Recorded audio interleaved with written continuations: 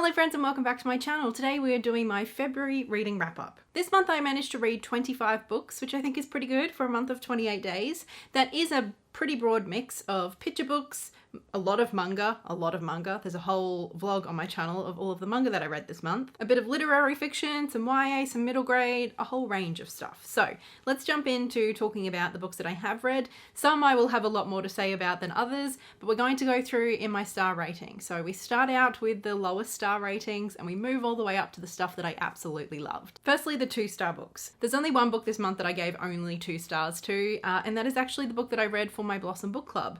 That is The Cat Who Saved Books by Susuke Natsukawa. We follow a young boy called Rintaro whose grandfather has just died. His grandfather owned and ran a secondhand bookshop, and Rintaro is a very quiet boy. He's a shy boy who just loves to read. He's not very social, and obviously he's now going through a grieving process having lost his grandfather. So he's skipping school and spending the last few days that he can in the bookshop that his grandfather owned and ran before he has to sort of move off and live with another family member. And one day while he's at the bookshop, a cat walks in and starts talking to him. It's a talking cat, and we find out his name is Tiger, and Tiger is asking for the boy's help to save books. And so a bit of magic happens and they end up getting transported to a place where books apparently need saving. And with nothing but his own will, passion, and love for books, Rintaro is sort of required to rescue some books in different situations. So it is a very cute setup and it's a very quick, easy book to read. Why did I give it 2 stars though?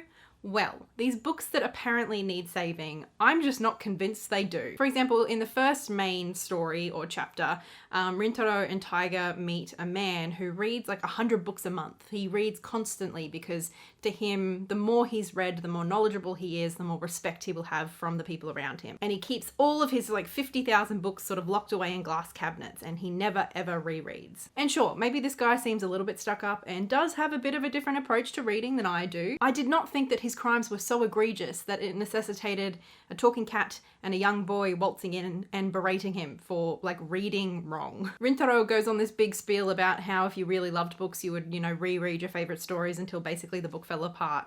And the fact that this man's books are all pristine is somehow like evidence against the fact that he doesn't love books in the right way. And so although I think this book's premise did allow for the opportunity for some really interesting questions around reading and why we read and what we're trying to gain from reading, and even around publishing and the distribution of books, I didn't feel like there was any space or nuance allowed for interesting answers to come forth.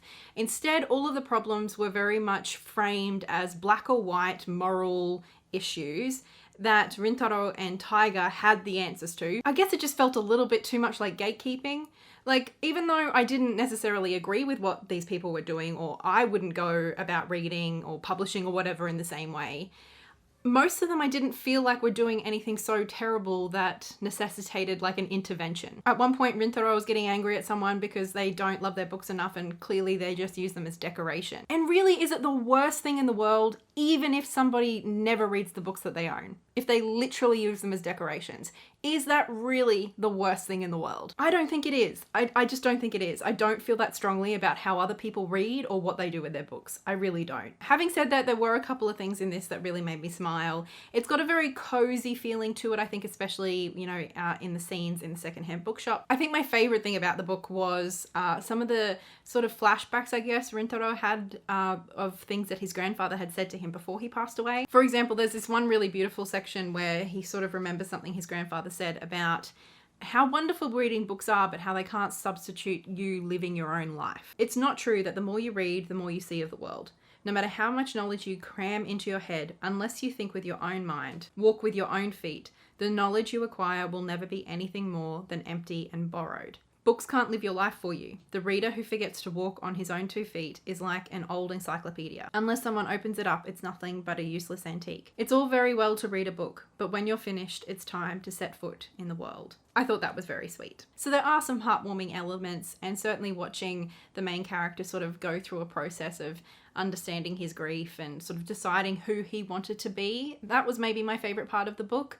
But as for like the actual story, It just felt a little bit too ham-fisted and judgmental for me to personally enjoy. Now for the 3-star books. I read an awful lot of 3-star manga this month. Now, I'm not going to talk too much about the manga in this video because I have done a full reading vlog of quite a lot of these volumes, and I have another one coming for all the other ones that I haven't yet spoken about on the channel. So there will be plenty of other opportunities for me to discuss these than here in this video, and I'll leave a link to the vlog that's already up on my channel for you. The volumes included in that vlog are Maisen Ikoku and A Bride Story. I have also since read volume 2 of Maisen Ikoku, and it is still a 3-star read as well. Just quickly, A Bride Story has some of the most incredible artwork I've ever seen in a manga. The detail in this is just, it's mind-blowing. It's set in Central Asia in the 1800s, and we follow our 2 main characters who have just had an arranged marriage. They are Amiya, a 20-year-old woman, and Karlok, a 12-year-old boy.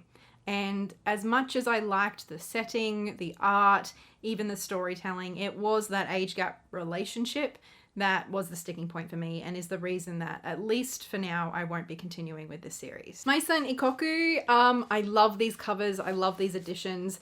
This is a series that was originally published in the 80s in Japan. It's a very slice of life with a bit of romance sort of series, and there's a lot I like about it. I tend to enjoy more slow-paced slice of life stories. I'm just a sucker for that sort of stuff. It's the outdated sexist objectification played off as humor, which is the main reason that I'm struggling a bit with this series. I like an awful lot about it.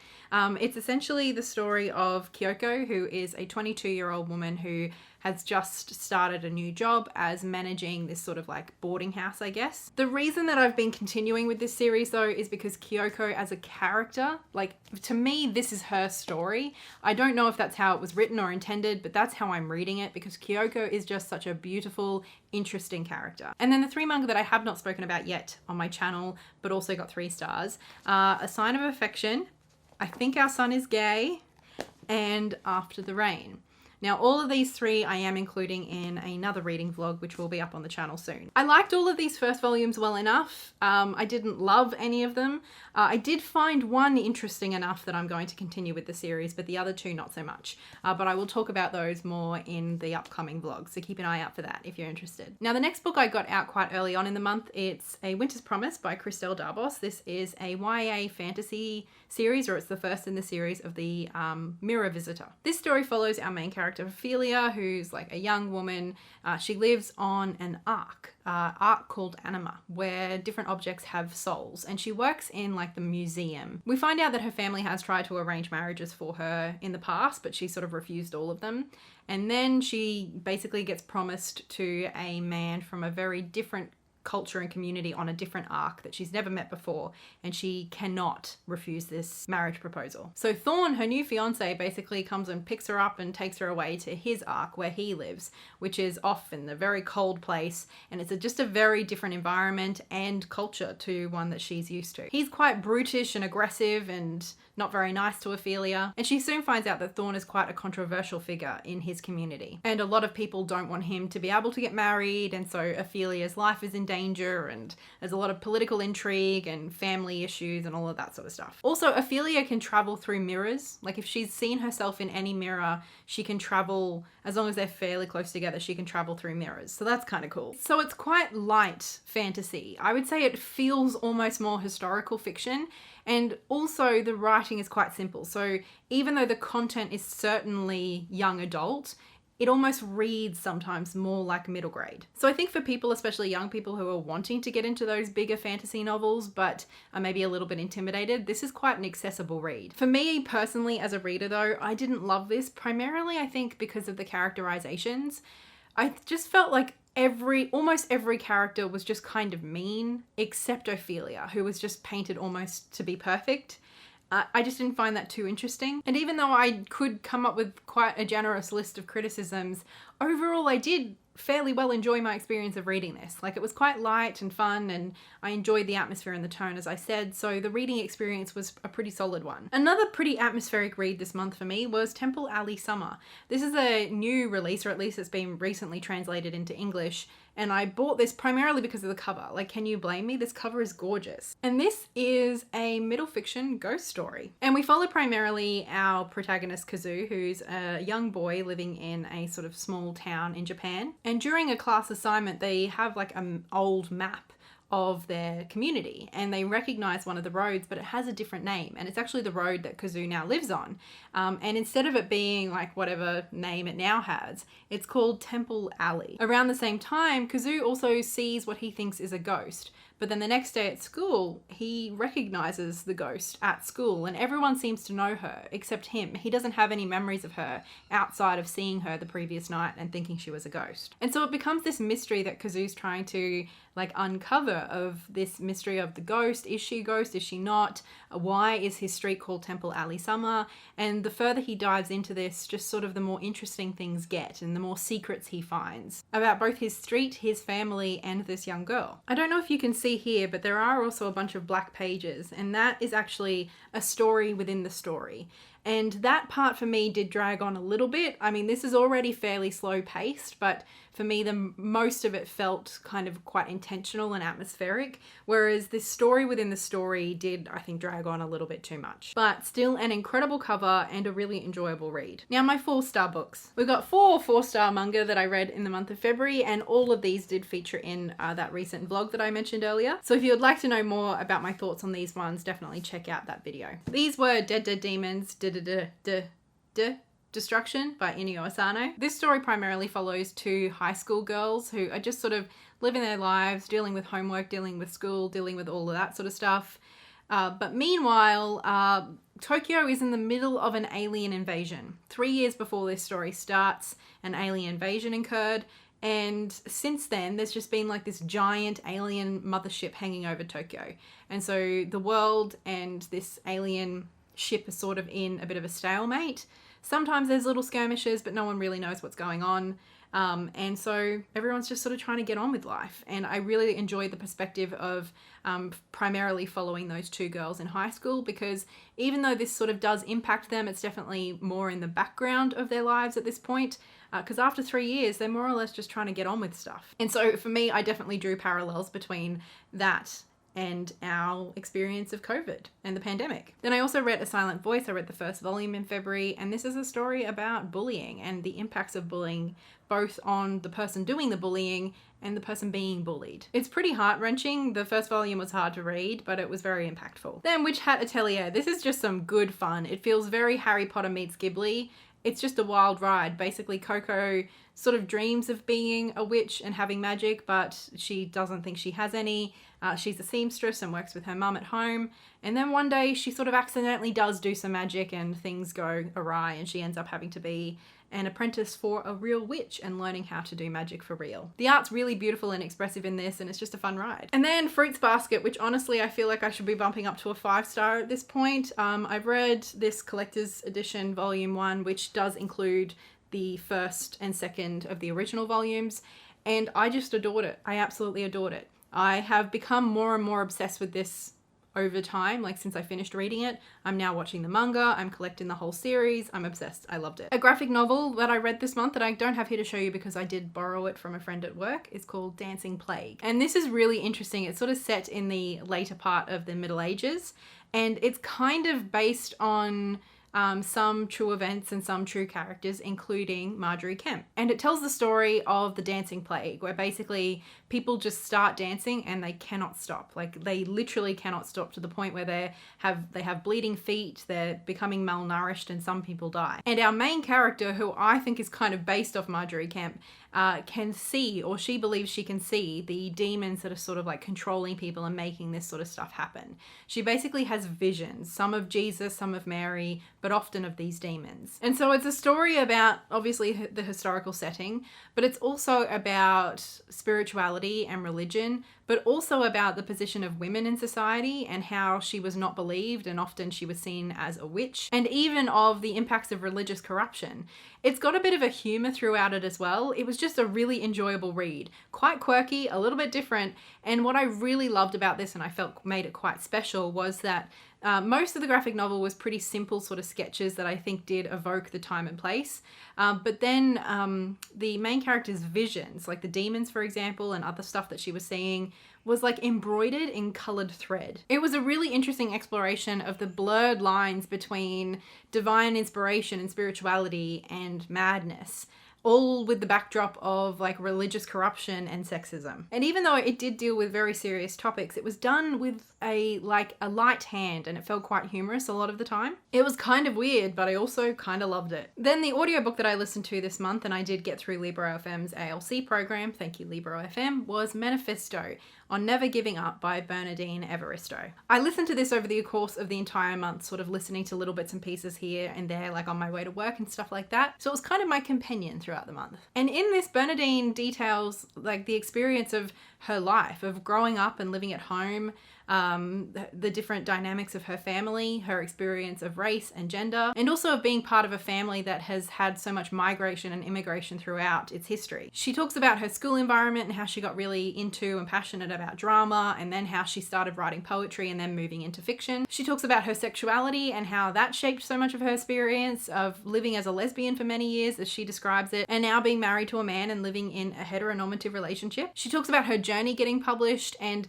how she sort of tackled different projects and how she moved from poetry into prose, how she found her authorial voice. She also talks quite a lot about her activism and how she very much sees her activism as needing to provide deliverables. Like, she wants to be able to see actual change and actual results from the things that she puts her mind and her time to. And one quote that I really loved that I had to write down, I don't often take notes from audiobooks, but I loved this. She said, "My ambition for my career has always been intertwined with my vision for my communities." And she also spoke a little bit towards the end about the fact that for her, activism is like a joyous thing. That obviously the things that she's fighting against are not joyful, they're not happy things, but she figures there are always going to be problems in the world, and so we have to find ways of feeling excited about wanting to change the world and participating in that change. I've only read one other Bernardine Evaristo book, and that is Girl, Woman, Other. I loved that book. That was one of my favorites of the year that I read it. I do have Blonde Roots on my shelf. I've been meaning to get to that. And this definitely made me, I don't know, appreciate Bernardine Evaristo in a way that I don't know that I had really thought too much about before. This was a great read. I really enjoyed it. And her narration of the audiobook was really fabulous as well. She's such a clear communicator. And the 5-star books. It's kind of funny thinking that I only gave one manga volume 5 stars. To be fair, I don't often give manga volumes 5 stars because I feel like, you know, they're often just small parts of a larger story. And so even when that whole story becomes a 5-star read from me, very rarely are the volumes 5 stars on their own. But this one absolutely was. This was Boys Run the Riot.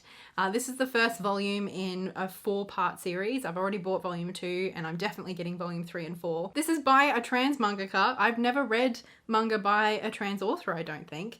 And it features our main character is also trans. Ro is transgender, and even though he does present fairly masculinely, and sometimes he does try to use sort of more masculine pronouns and masculine language, whenever he sort of gets looked at strangely or questioned, he doesn't really sort of out himself, I suppose. People at school just think he's a bit weird rather than recognizing that he's trans. There's a new kid at school though who is actually a year older than everyone. He's sort of been kept back a year.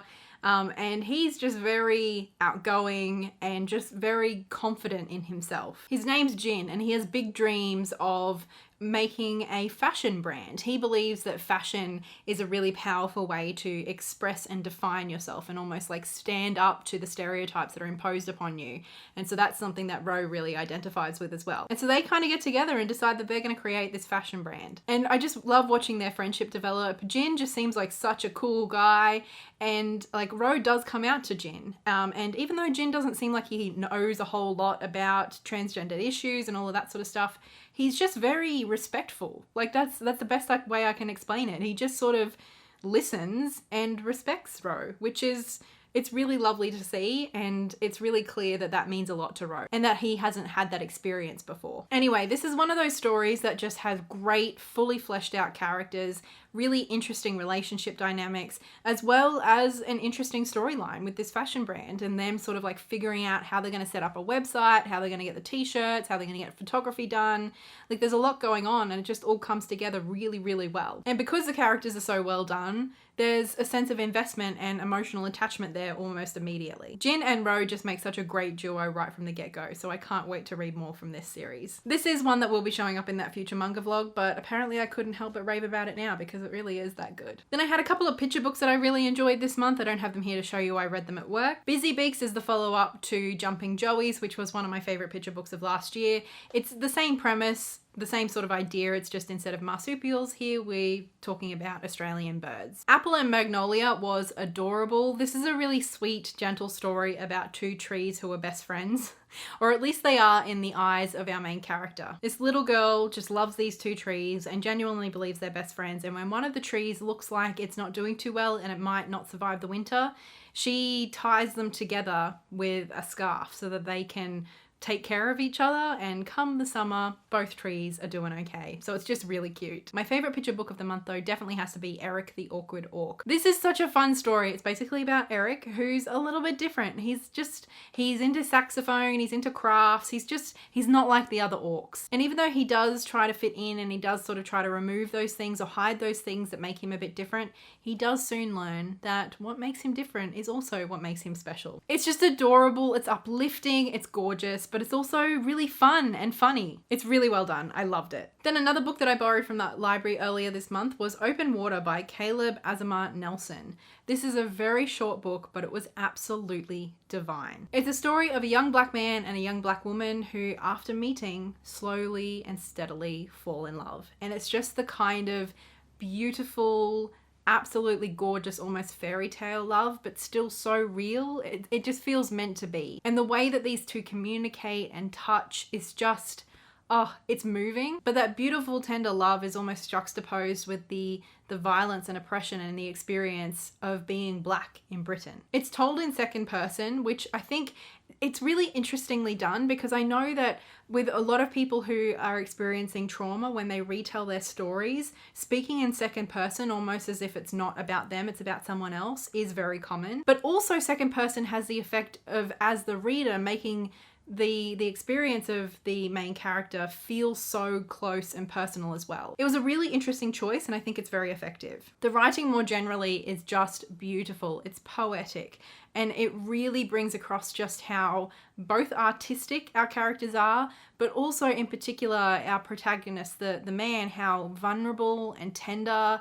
and sweet and sensitive he is. He's really thoughtful, and he's really, engaged in literature and music and art in general. And so reading and watching how racism and the macro and micro violences that he experiences on an everyday basis impact him in a really internal kind of way, and just watching this really big-hearted, generous, sensitive man sort of start to cut off from love and deny himself love. It's a withdrawal in order to survive, and it's just heart-wrenching to watch. This book is beautiful and sad and immediately impactful. It was brutal and absolutely beautiful. And then what I think may be one of my favorite graphic novels of all time, this is The Magic Fish by Trung Lee Nguyen.